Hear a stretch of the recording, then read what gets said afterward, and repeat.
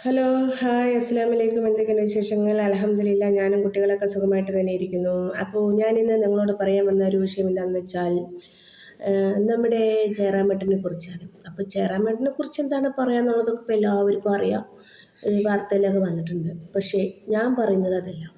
ഞാൻ ഹിന്ദുവായി ജീവിച്ചിരുന്ന സമയത്തെ കുറച്ച് അനുഭവങ്ങൾ. നമ്മൾ അമ്പലത്തിൽ പോയിട്ടുണ്ടെങ്കിൽ നമുക്ക് അവിടെ ഇങ്ങനെ കുറച്ച് നിയമങ്ങളും കാര്യങ്ങളൊക്കെ ഉണ്ടായിരുന്നു.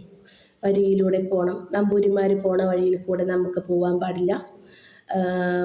അതേപോലെ ഗുരുവായൂർ നടക്കലെത്തി തൊഴുമ്പോൾ ഇങ്ങനെ തൊഴുന്നതിനുള്ളിൽ നമ്മളതിനെ പൊക്ക പൊക്ക വേഗം വേഗം വേഗം വേഗം വേഗം വേഗം പറഞ്ഞ് അങ്ങ് പറഞ്ഞു വിടുമായിരുന്നു. അപ്പോൾ ഇന്നത്തെ ഒരു അവസ്ഥ ഞാൻ നോക്കുകയാണ്. കാശുള്ളവൻ്റെ വീട്ടിൽ പേരും പ്രശസ്തിയുമുള്ളവൻ്റെ വീട്ടിലേക്ക് പ്രതിഷ്ഠ തന്നെ ചെല്ലുമെന്ന നിയമം വരെ, അവസ്ഥ വരെ എത്തിയില്ലേ? നിങ്ങൾ പറ, ഇല്ലേ?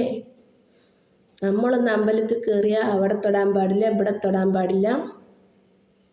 ഈ അയിത്തം അത് തിരി താണജാതിക്കാരാണെങ്കിൽ പറയുകയും വേണ്ട. ഇന്ന് അവസ്ഥ നോക്കി നോക്കൂ.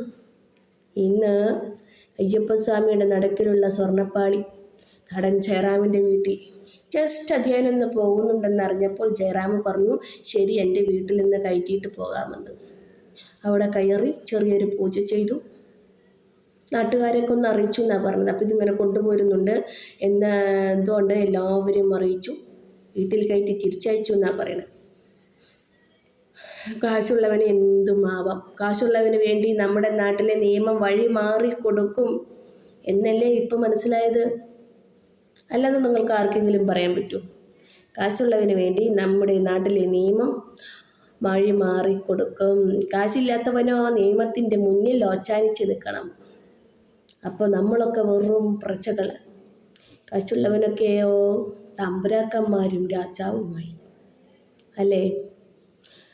ഗുരുവായൂർ അമ്പലത്തിൻ്റെ ഉള്ളിലേക്ക് ഫോൺ കൊണ്ടുപോകാൻ പാടില്ല, ബാഗ് കൊണ്ടുപോകാൻ പാടില്ല.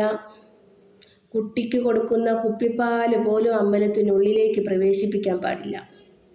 ഒന്ന് ആലോചിച്ച് നോക്കൂ. അതേപോലെ തന്നെയാണ് എല്ലായിടത്തും. ഒരു ഫോട്ടോ പിടിക്കാൻ പാടില്ല, ഒന്നും പാടില്ല. ഇപ്പം എന്താ, അമ്പലത്തിൽ സാധനം നടൻ ജയറാമിൻ്റെ വീട്ടിലെത്തി, പൂജ ചെയ്തു, തിരിച്ചയച്ചു. എത്ര സിമ്പിളായിട്ട് പറഞ്ഞല്ലേ? നിങ്ങളൊന്ന് ആലോചിച്ച് നോക്കൂ. അപ്പോൾ നമ്മളൊക്കെ ആരാ?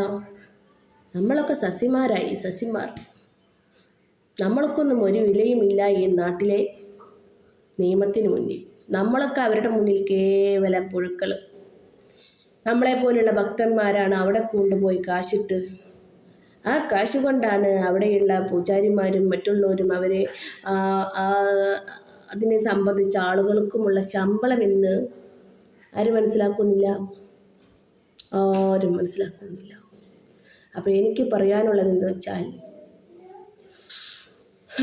നമ്മളൊക്കെ നിയമത്തിന് മുന്നിൽ ഇങ്ങനെ നിൽക്കണം. പോയിട്ട് അല്ലാത്തവരുടെ വീടുകളിലേക്ക് കയറി ചെല്ലും നിയമം.